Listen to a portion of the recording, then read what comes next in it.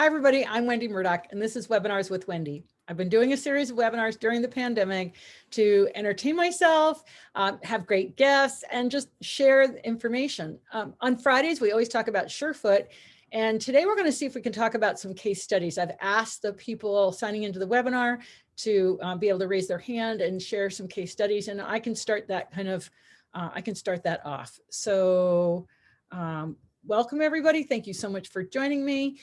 For those of you, I'll just do a little explanation about SureFoot for anyone tuning into this webinar or watching this on YouTube that doesn't know about SureFoot. Basically, SureFoot is something that I created 9 years ago, that if we put a horse on an unstable surface, they reorganize their balance, behavior, and movement. And in the beginning, this was such a surprise. It was such an unexpected result from a very simple experiment that I did with a horse named Dante. In 15 seconds, he totally changed the way he was moving after I put a pad under his foot. So we've continued to develop and expand and share this information and share the products with everybody. And the responses that we're getting are really fantastic. Horses are really, really benefiting all around.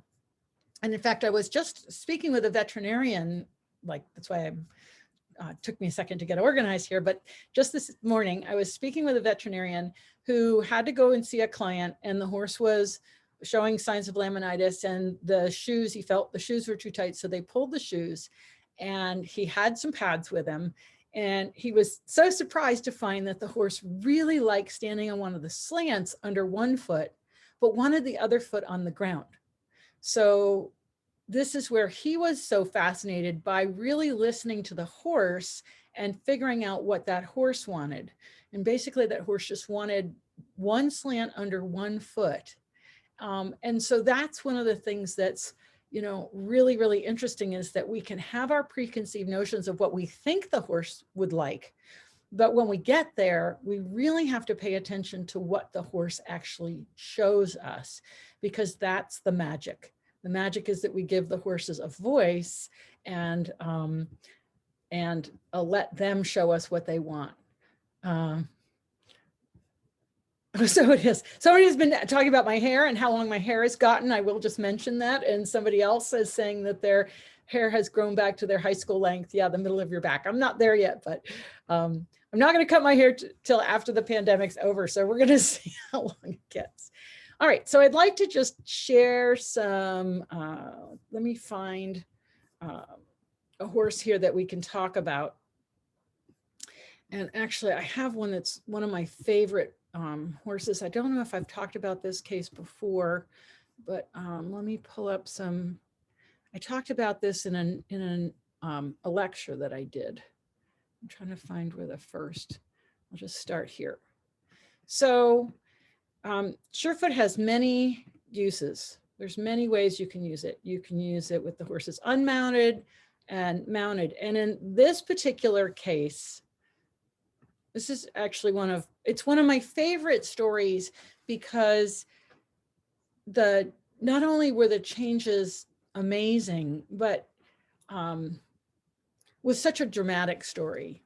So this horse was a hunter, a show hunter, and the owner's stepfather stole 20 horses, took them across state lines, and ran this horse. This horse got run through a fence, and it cut her upper arm down to the bone. And you can see right here, there's this scar, and it took over a year for that to heal. And after it healed, the horse was moving in a very stilted pattern, very, very stiff. Her muscling, you could see, was really not developing correctly. And I'll just play this little video. And this, we've already gotten to 2 pads. And the reason the pads are yellow is because these were the first set of pads that I ever made, which actually, it's January. So 2016. So January 2016, we launched our products. And my thought had been, is for any of you who has these original ones, they're still in use, they're still working. My original thought was that we would make all the foam different colors, and then all the tops would be one color. And so we had my manufacturer make, at the time we had hard, we called it the impression pad originally. The impression pad, which is the hard pad now, firm, medium, and soft. And I think we had firm slants. So that was all we had. And they made all the tops yellow. But the problem was that one of the foams couldn't be made into another color unless we ordered like 10,000 units, which I absolutely couldn't do. And so when we got all these yellow top pads and I realized that the foams were these boring colors because I couldn't change them, I was like, this can't stand. I have to have color in my life. So the very next batch was when we introduced the different colored tops. So this horse is standing on, I'm not even sure what density actually. I'll play it again. What just happened? Well, let's see, I can go to the, I don't want to know where it is. I just want to play the next one. There we go. So that's why the pads, whatever pad she's standing on, all have a yellow top, is because all the pads at that point had a yellow top. And if anybody's wondering why I'm doing this under saddle, it's because we needed to change the habit pattern of the horse under saddle. So horses have habits in environments just like we do. And, you know, you might be really fine when you're sitting in your living room watching a movie, but if I put you, say, in the middle of an office building and there's a lot of, you know, high pressure people around, you're going to act different. So we need to address habits in their environment, which is why I work under saddle. And this is just, I just did a whole series of short little videos with this horse. And here you can see that she's starting to sway a little bit. So in between each of these videos, she's gone for a walk, right? And now we can see that she's actually moving her neck a little bit. And as she's doing that, she's swaying. And so this was a progression to see that she started to do that, right? And it's so fascinating because she moved her foot and then she put her head right over that foot. But look at how the rest of her body is still swaying. And I'm just going to grab my scrubber bar here and I'm going to take that through slowly, right? So we can see that her head is more to the right. And then as she shifts it and raises it a little bit, her weight goes to the left, and the left is the leg with the injury. Just see, I've got somebody. Yep, also blinking. That's right. And so now we can see she's moved her head, but now watch, she's going to shift her weight. And she shifts it onto the right front, and then she sways her body over the right front. And look at how her shoulder has actually gone past her foot. So if I drop a line from her shoulder, it would land here almost to off the pad. So she shifted over. Then she moves her head. There's the eye blinks. She shifts her head again. Her whole body now sways over. And I think I talked about this last time. No, I was somewhere. Anyway, I've gotten a little confused. But we can see that the rider hasn't changed where she's sitting. What's happened is the horse has shifted the rib cage. So that's why the feet are not level. If I drew a level line across the feet, it would be here. But the whole rib cage has swung left and rotated. And so now it's more on this line. And that's why the rider is now shifted over. And she's just sitting passively. So at this point, I really want the rider to just be a weight with no, you know, just like if a sack on her back, right? So that she's just having to deal with the weight, no pressure, no adjusting, because she swings herself back. Look at how the rib cage is now moved back, right? And now she's rotated it the other way, right? And she rotates it even more. We can't see the other foot, but you can see how everything's come over to the right. And now as she turns her head, she moves that foot and widens it out, swings her head over that foot. Look at how even the rider's feet are now. So we can basically say that the rib cage is much more in the middle. Oh, and by the way, I know where I talked about this. I talked about it in Sharon Wilsey's course, but anybody who's struggling with stirrup length and you go, you know, my stirrups just don't feel even, but every time I measure them, they measure equal. Well, that's when you start thinking about what's happening with the horse's rib cage, because you can see now the right foot's lower. Okay. And as the horse is swung over, She's going to make another shift here, right? And now the right foot is even lower than the left, right? And now she's, instead of rotating her rib cage, she's moved everything laterally right, okay, to look left. And now her weight is back on her right foot. So let's just, I'm just going to take this back. Just come back here. And you can see there's the swing of the rib cage to the left, head goes right, and then the swing of the rib cage a little more left, right? And then comes back, and then the foot moves, and then the stirrups look even. And all of this, now I'll just play it in real time, happened in a period of 25 seconds. So this is just 25 seconds of the horse being on the pad. So, you know, that's always why I talk about keeping the duration short, because this is a lot of stuff going on in 25 seconds. But the amazing thing about this horse, and I have video of her moving, I saw her twice after the first session. I saw her a month later. Her whole neck changed. It was more muscled and more developed. I'll just kind of, we took her into motion. And this is just after we'd worked a little bit, and this is vastly improved. I don't know that I have a handy video of the beginning, but this is vastly improved. And right here, I want to tell you what the success was. So right here, what you can see is that this horse is quietly trotting past the gate. And the thing that's so amazing about that is at the end, because at the end, I didn't see a lot of change in the way the horse was moving. She's still really short in front. This was how she was going. This was a little better, but not significantly better than when we started. But the thing that was so amazing was that the owner at the end, I asked her for the video to tell me what was different. And what she said was that my horse didn't blow up passing the door. So that door, where you, right here, where you see the light. Well, this is just another video of her going past the door, but here she is going past the door, and she just looks. Okay. She gets a little sticky, but she goes on. What had been happening that I did not know was that that horse was exploding every time she went past that doorway or the one on the other side when there were horses outside. And here we just saw her quietly, you know, we saw in the trot, she quietly trotted past, and here she was a little bit hesitant and went on. And the owner was so thrilled.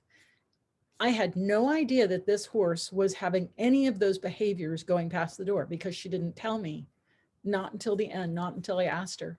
And so that for me was just such an amazing thing. I'm not even sure if this has, is to watch her be able to trot quietly past the door, even though the movement's really not what we want to see, right? But that she could quietly trot past that door and not explode. And then I'm just going to pause and see if I can find the after videos from, I went back and I saw her on a second time. So she did not work with the pads in between my visits. And we can tell the second session because she'll have a different shirt on. So I'm just kind of, oh, I'll just play this. This is what she said. Tell me what you just told me about your horse. Okay. Well, this is the first time that when she's been so attentive and upset about the other horse out in the pasture, that she has gone off and trotted with just being relaxed and moving forward. Every other time she is a bucking bronco and rears up and leaps in the air and bucks, and I can barely make it all the way around the ring without her racing back to that door and leaping and bucking. And then tell me what you said when she went past the pads when you were riding. Every time we went past the pads, she tried to slow up and she put her head down, wanting to stop next to the pads because it felt so good. So we can say that SureFoot really changed the typical behavior of this horse in terms of her anxiety level. Yes, from bucking and jumping off the ground, yes, to letting her neck down. And even though she tried to distract herself a few times, I mean, it's where I fight her to stay away from that gate, right, because her anxiety is so bad towards the other horses sometimes. Wow. And she seemed, even trotting past it, you know, she was barely even focused to look out there. Awesome. Thank you so much. Oh, wait, did I not resume the share on that? You guys couldn't see that? Uh-oh. Okay, put in the chat. Did you get to see that video or was I just watching it myself? No, you didn't get to see it. Okay, I'm going to replay it. Sorry about that. That was my error. I didn't hit resume share. I thought I was being fancy, just pausing share for a change. Okay. Just audio, no video. Okay. Well, the audio is the important thing, but I'll play it again for Go ahead you. and tell me what you just told me about your horse. Okay. Well, this is the first time that when she's been so attentive and upset about the other horse out in the pasture, that she has gone off and trotted with just being relaxed and moving forward. Every other time she is a bucking bronco and rears up and leaps in the air and bucks, and I can barely make it all the way around the ring without her racing back to that door and leaping and bucking. And then tell me what you said when she went past the pads when you were riding. Every time we went past the pad, she tried to slow up and she'd put her head down, wanting to stop next to the pads because it felt so good. So we can say that SureFoot really changed the typical behavior of this horse in terms of her anxiety level. Yes, From massively. bucking and jumping off the ground Yeah. to letting her neck down. And even though she like tried to distract herself a few times, I mean, it's where I fight her to stay away from that gate. Right. Because her anxiety is so bad towards the other horses sometimes. Wow. And she seemed, even trotting past it, you know, she was barely even focused to look out there. Awesome. Thank you so much. And, you know, this is a horse that she had taken that horse to a top rehab center and they had done a lot of work on this horse. So I don't know if you noticed in that video that horse still, her eye looks a bit of a pain eye. But it's not like she hadn't had a lot of rehab to get, you know, it took so long to heal the injury. But that's the thing is, just because the injury is healed doesn't mean that the patterns have been restored. Those are two different things. So you've got to address the injury, the wound in this case, and you have to get the tissues to heal, but then you have to restore the movement because you're going to keep moving in the old pattern, the same pattern that you had while you were in pain and uncomfortable for all that length of time. And that's where SureFoot can be so, I think that's its best, is when we help restore function to horses that have, you know, had something happen to them or, you know, just life general, you know, there's so many ways in which our movement can be altered. If our, you know, teeth, feet, back, saddle, rider, and nutrition, and, you know, basic health. So if you've had an insult and you don't then do something to restore the system back to its, you know, health, it's going to maintain that pattern. And so that's one of my absolutely favorite case studies. I just was so, and that's the other thing about with SureFoot is when you work with these kind of horses and you see these kinds of changes, it's so heartening. It's so heartwarming. And so somebody's asking, I wonder, I'm new to SureFoot and I'm wondering what pads I should buy as a starter pack. Okay, so we have a quiz. We actually have 2 quizzes now. If you go to the murdochmethod.com website under SureFoot, it says, where do I start? And that's one quiz. Or if you go to shop.surefoot equine, you can take the quiz. So they're both starter quizzes. They're both quizzes to answer the question, what pad do I start with? They're slightly different and ask slightly different questions. You can take them both. You can take them as many times as you like. I just get an email when you've taken the quiz. That's no problem. And it will give you a basic starting place because, you know, there's some basic questions like if your horse is nervous, anxious, weak, been ill, you want to start harder. If the horse is basically calm, you can start with firm.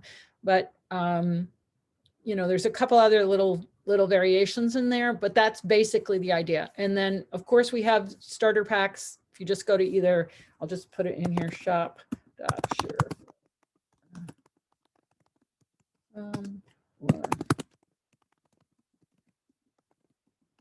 Okay, those are the 2 places where you can go and oh, you're in the UK, then you need to go to Becky Ferry.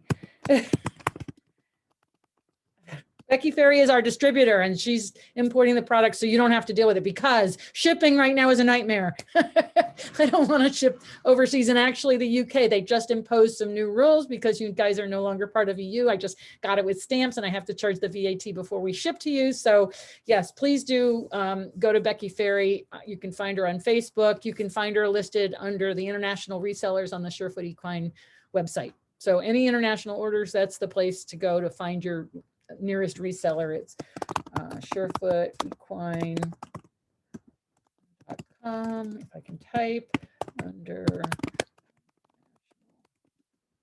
sellers. Okay, so anybody watching, do you have a horse you want to discuss or a case study or an experience you've had with SureFoot? If so, raise your hand. And I will let you, I will accept your raised hand and we can do that. And we can talk about anything you want. Let's see, Mary Abbott. Okay, so now I'm gonna come over here. Mary Abbott, allow her talk. All right, Mary, what's going on? Mary, can you hear me? Yeah, I can hear you now. Yes. Great. Yes. Wendy, what really amazed me is I bought some pads, your medium pads, a couple of years ago, and I've used them off and on with, you know, different results. A lot of times the horses don't stay on them too long; they'll just step off. I had one Mustang that stood the longest time on one hind foot and finally moved off. But the most amazing thing is I have a chronic lower back, right hip injury, whatever. And I've been treated with Feldenkrais and pain meds for the last 3 years. And the other day I thought, so I brought them, I stood on them outside, and then I brought the pads in the house. And every time I think about it, I jump on those pads. And Wendy, it's amazing. It is absolutely amazing what it has done for me. You know, and I need to be more observant with my horses. I'm a cowboy, so I ride rough country. But it was amazing what it did for me, and I just wanted to share that. Man, that just absolutely amazing that the pain relief, the stiffness, the soreness, and I can move so much easier. I just wanted to share that. I am so thankful that you shared that, Mary, because that's just fantastic. And we've had the idea of bringing these into the human market, but we've gotten a little bit, we're just trying to catch up with everything here. But that is so fantastic. And I might just give you one suggestion with your Mustangs. The medium pad, as you know, is quite springy. And for people, when I make my balance trail, I put out all the different pads and I have all the people walk over it. People choose the medium the most, but it's not the one that I would start with most horses. And with Mustangs, they tend to not like the springiness.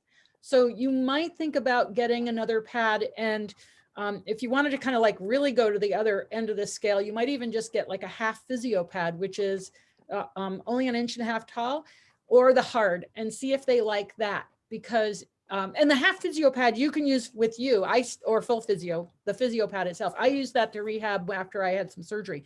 So that might be a suggestion to just try that and see how they like that, because I do find sometimes the medium's too springy for some horses. Okay, thank you so very much. You're welcome. Thank you so much. This is great. I should have thought about doing this sooner. All right, that's awesome. How many of you have actually, is it, okay, I'm going to answer this question, then I'm going to ask how many of you have been, well, I'll ask it. How many of you have been using SureFoot for yourself, been standing on pads yourself? So you can just pop that in the Q&A or the chat. And then we've had a question, is it okay to use the pads while the horse is eating? Of course, he would have choice to stay in the pads or not.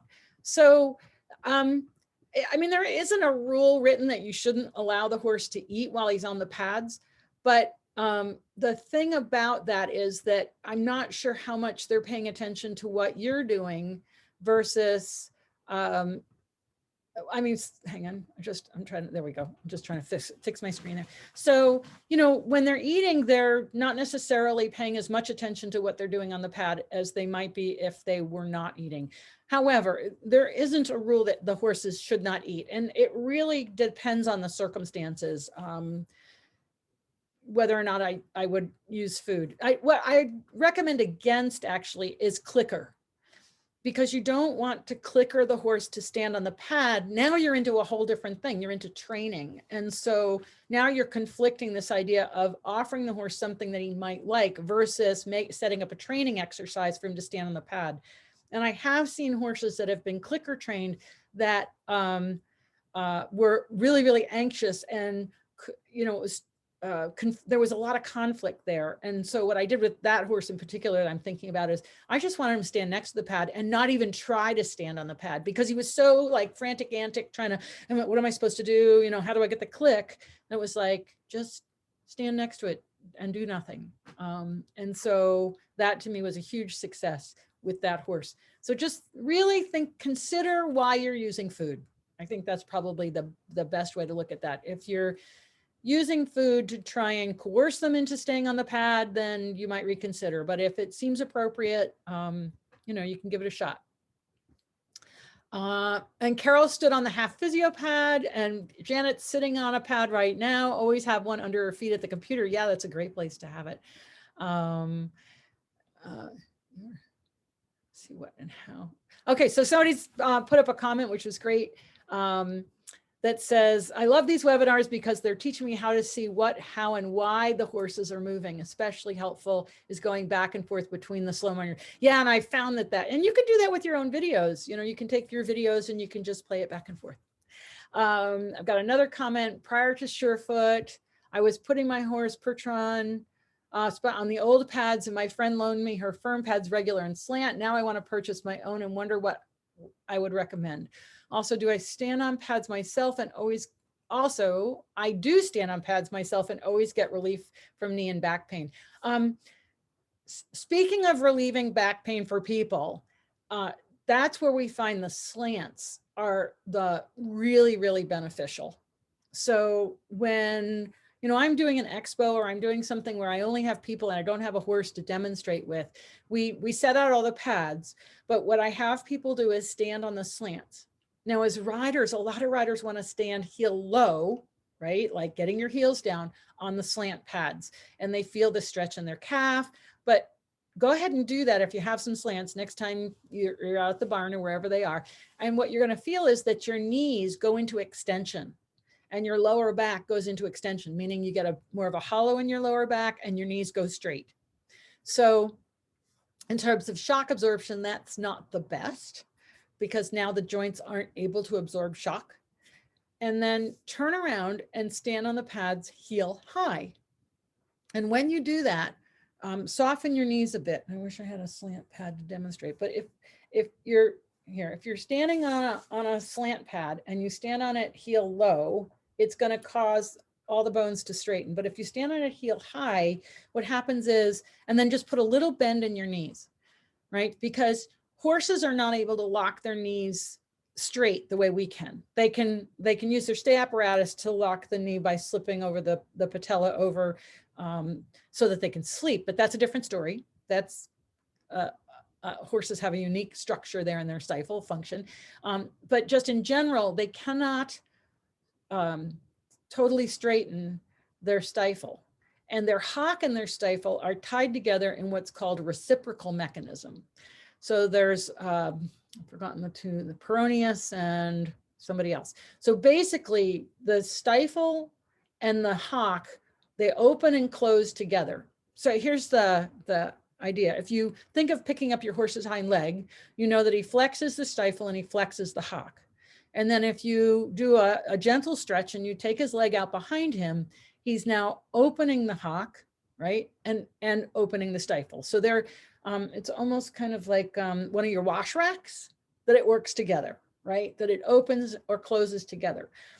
If they rupture peroneus, they can do something we can do easily. We can bend the knee and straighten the ankle. So if you're sitting there, just bend your knee and point your foot down. And now you have flexed the knee and actually extended, that's another story, but you've straightened the ankle. And horses can't do that. They can only bend and straighten those two together because of this reciprocal mechanism. So my point being, when you're standing on a slant pad, if you soften your knees a little bit, then you're more like a horse. And what people report to me, person after person after person, is that the lower back softens and gets more comfortable. It feels less strained. And so this is one of the things that I do with people all the time is I have them stand on the slant pads. I watch how they stand on it, how they choose, which is typically heel low because they're riders and they want to get their heel down. But when they turn around and soften the knees, they can immediately feel a relaxation in the back because it takes some of the lordosis, the forward curve out, lets the back lengthen, then the hips can free up because now the iliofemoral ligaments no longer under tension. And you can feel this grounding effect. We know that this is occurring in dogs because when we use the SurePaws pads, which they're not ready for prime time yet, we're working on some stuff, but we have a few people beta testing the SurePaws pads, and when they use the slant pads heel high for the dogs, they can literally feel the psoas muscle soften. Now we can't feel the psoas muscle in a horse, and at least I can't feel my own psoas muscle, but I can feel the effect in my back. And so that's why I think that we see some of this relief in horses is I can guess that they're feeling similar things. So yes, somebody else is saying, so back to this question of firm pads, want to purchase your own. Well, if your horse is already used to the pads, I would say that the firm pads you can't go wrong with, and firm and slant is a great place to start so that you can do that with your horse yourself. And then if you wanted to get a third pair, you might go soft, just so you have a different density. But yeah, definitely standing on the pads for your own back relief. Let's see. Someone else is saying I'm using the physio pad and it's helped my lower back pain. That's awesome. And somebody else is saying, I only have the full physio, only stand on it once in a while, but I have a human pad, range of motion rehabbing broken leg that I use sometimes. Also, 5 different foam pads in your kitchen. Yeah. And we have one farrier, he bought a full physio pad. It's never seen a horse. It's in front of his kitchen sink. He stands on it all the time when he's doing the dishes. And I actually use the physio pad to rehab after my surgery. All right, I've got another person asking, she says, I have an old horse with arthritis in his right front knee. Which pad do I suggest to use, and does it work best to only use it on one leg? Great question. So let me see if I can pull up the pictures of an arthritic horse that I worked with last March. Basically, when you're thinking about an arthritic horse, the joints have already gotten either restricted or stiff, or there might be some bony changes. So you do not want to introduce too much movement too fast because it could be uncomfortable. So when we think about, oh yeah, here I can find this horse. Let me see if this is the right video. Oh yeah, I haven't watched this in a while, but we'll play this and we'll see how it goes. Let me share my screen. I'll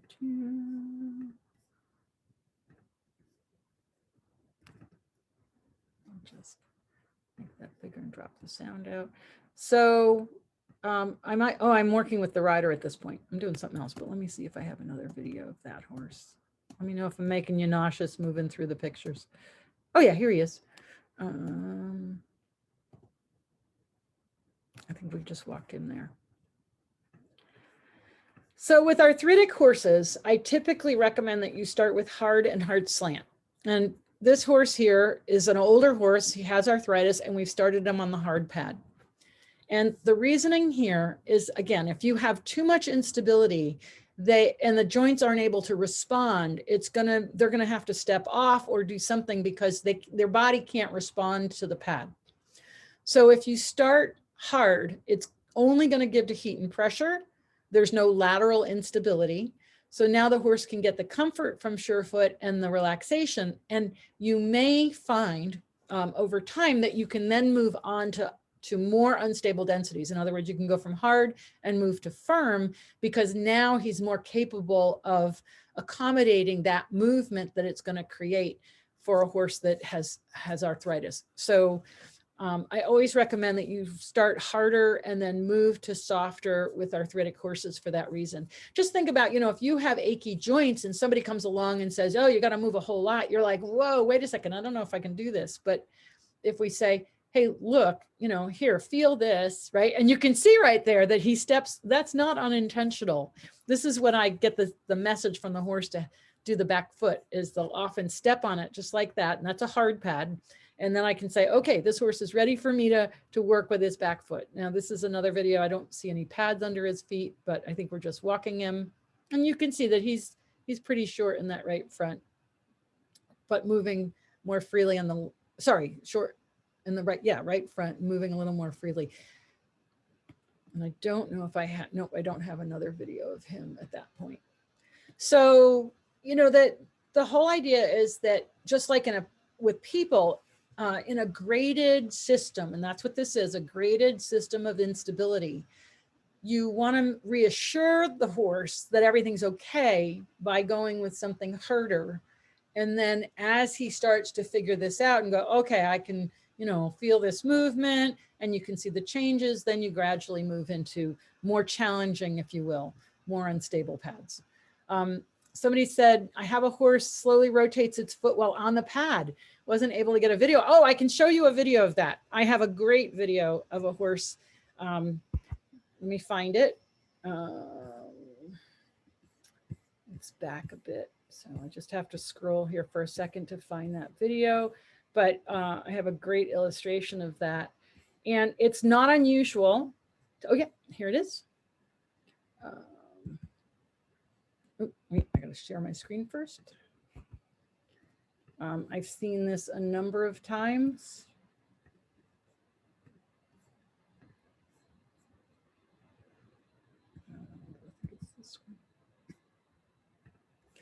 So this was a very, he was very sore-footed horse.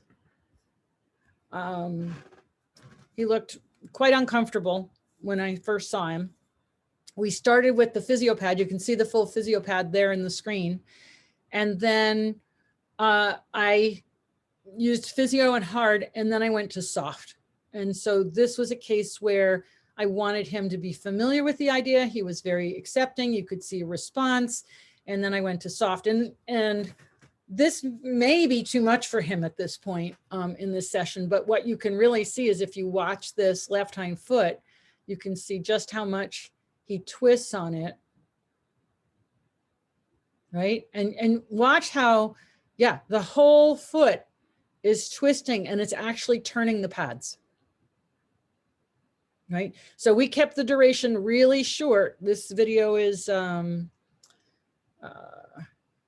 it's 54 seconds long. That's even fairly long once he started to sway, but I'll scrub it for you.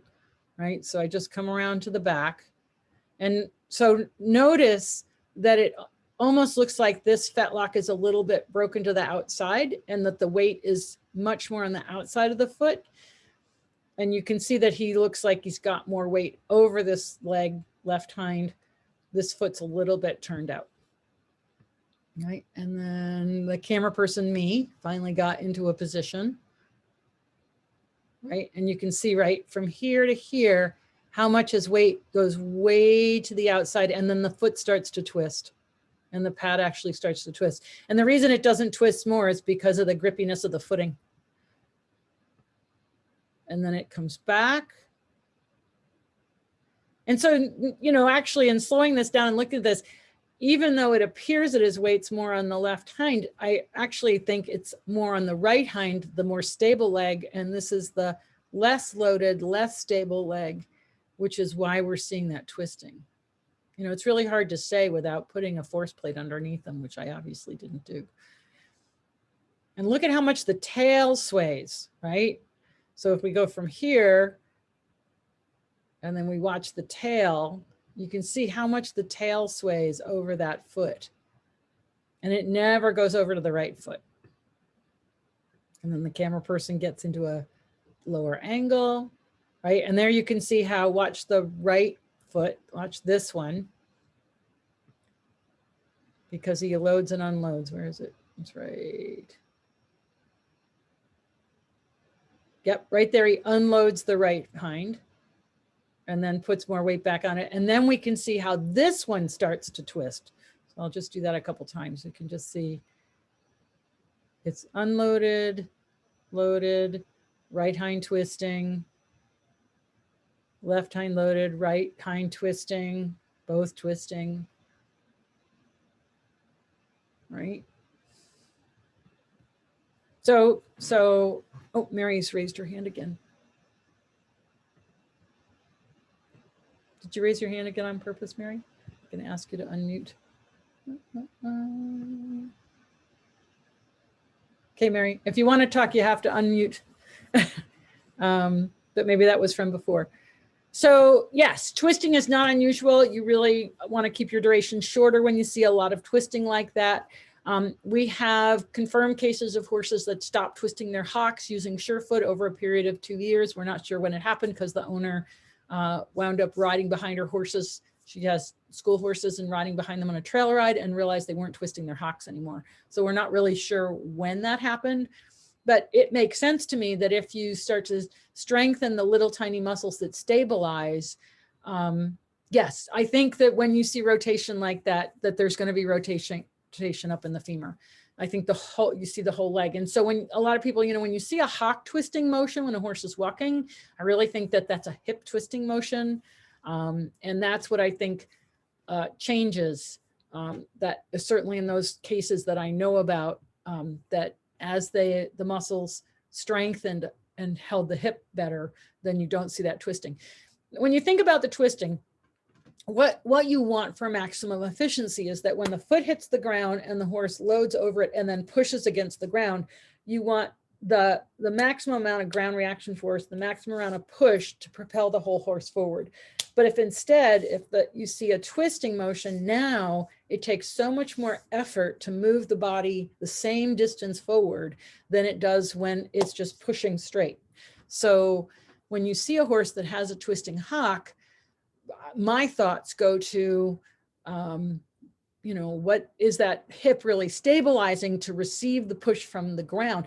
So, and the other way I think about this is when I'm working with a rider, and I have to stand on a mounting block because I'm short, and I stand on the mounting block and I use my hands because that's how I work, as I place my hands on the rider and I feel what they're doing with their body. And if they're hollow, they've arched their back and I push them, I can knock them right over. But if they have flattened their back and it's nice and expanded, when I push, I move the horse.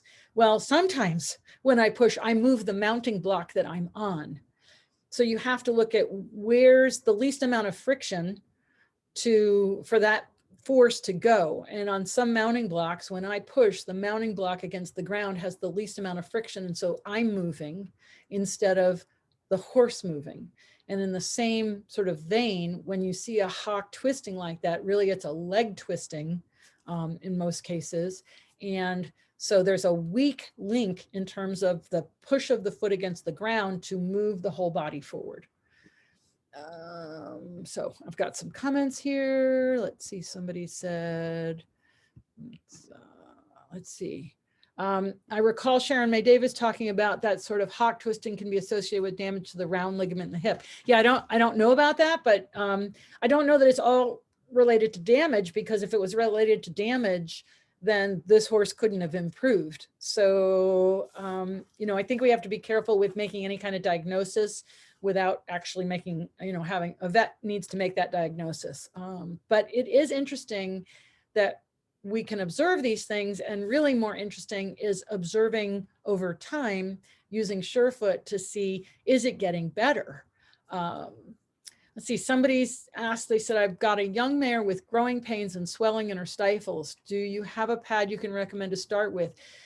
You have the physio plus the green and the purple ones. Yeah, that's where you might find that the hard slants might be helpful. They might alleviate the stifle a little bit. Just check with your vet on that. We don't want to do anything counterproductive. And the reason for the hard slants is they're going to be structurally more stable, and just alleviate a bit, see if that helps. Let's see, I have another question here. My vet diagnosed my horse with DDF T strain on right front. Our treatment is cold hosing 20 minutes and walks. Can I add SureFoot? No, not until your vet tells you can. So when you have a tendon issue, you have an unstable environment.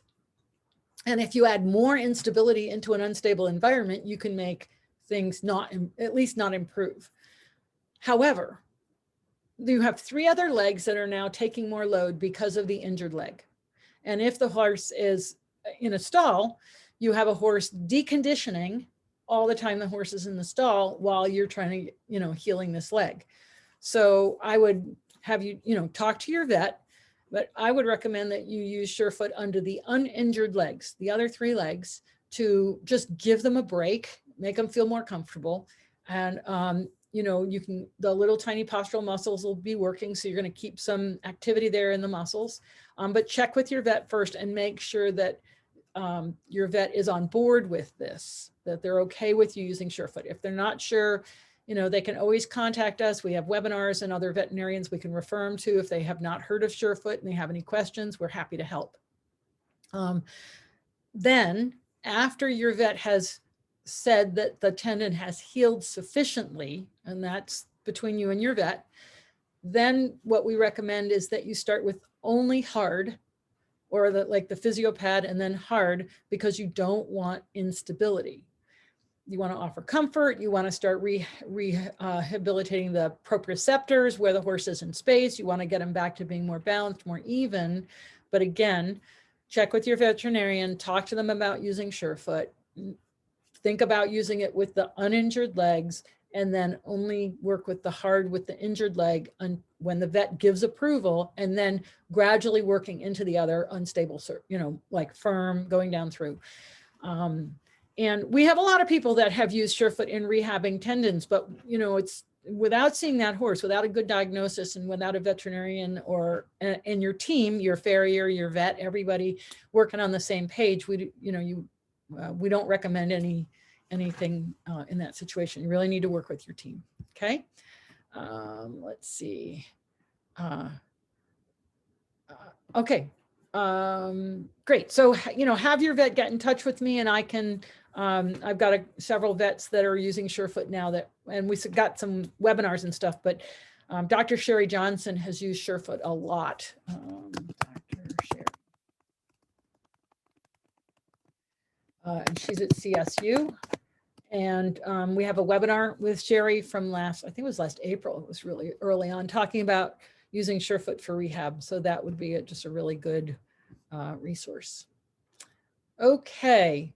Anybody else got any questions or something they want to talk about, a case study or a horse you're working with? You can just raise your hand. We can, yep. Okay, great. I'm learning how to use hand raising now. Hi, Michelle, can you hear? Oh, you have to unmute, Michelle. Oh, there you go. Hi. Can you hear me? Yeah. So I have 3 different cases, but I'm just going to talk about one right now. I'm working with a horse that has been diagnosed with navicular in both front feet. And I started him out on the hards, and you can tell by the impression, of course, he's putting all of his weight on his toes. He's trying to relieve those heels. And we've pulled the shoes and we're trimming and we're following all the other protocol with him, and he's doing really well. But we started after 2 sessions on the hards. I got the soft, I ordered the soft and put him on the soft. And I just want to say this, just was an observation I thought was interesting, is after this, it'd be the 2nd time standing on the softs, he kind of chose to put just his toes on them and stand with almost, you would think it'd be stretching that tendon because the heel is down further, but he preferred to stand with just his toes on them. Mm-hmm. I just wanted to say that. So that's so cool, right? Because you're letting him show you what he wants. I think that your next pair of pads might be firm slants. Okay. Because if he's already he's making a slant, he's doing it himself, right? By just having his toe on.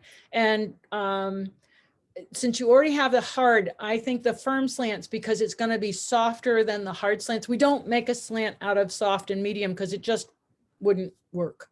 The material's too, right. Yeah. Right. Yeah.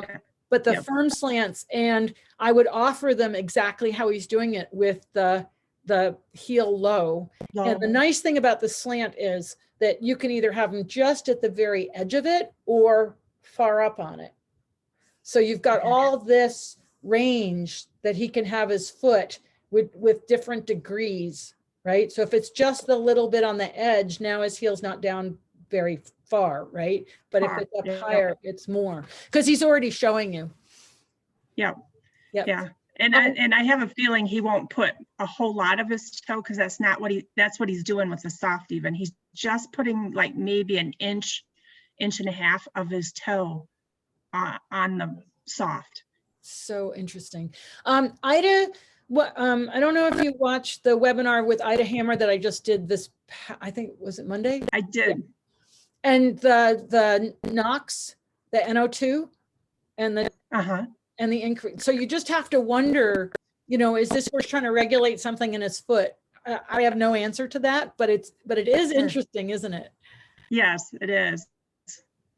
All these things that I've been learning from your webinars have been awesome, and they've been very helpful. I got some of the Artie mud the other day, and I'm hoping that will also help him, because of his frogs are very ate up, and he just doesn't have much frog to begin with. So I'm hoping that will help. Have you taken pictures of his feet?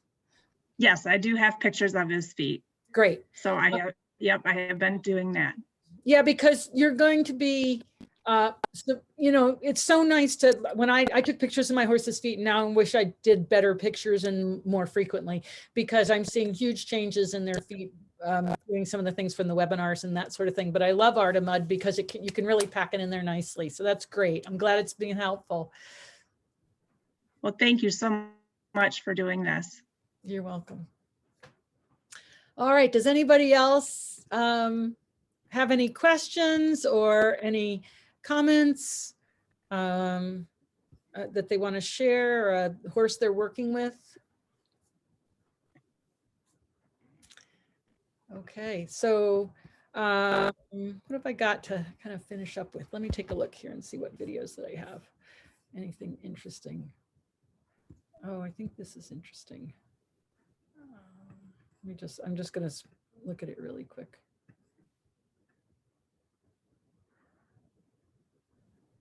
I'm just going to share this video. I haven't watched a lot of these. I have so many videos and I haven't watched them in a long time, but I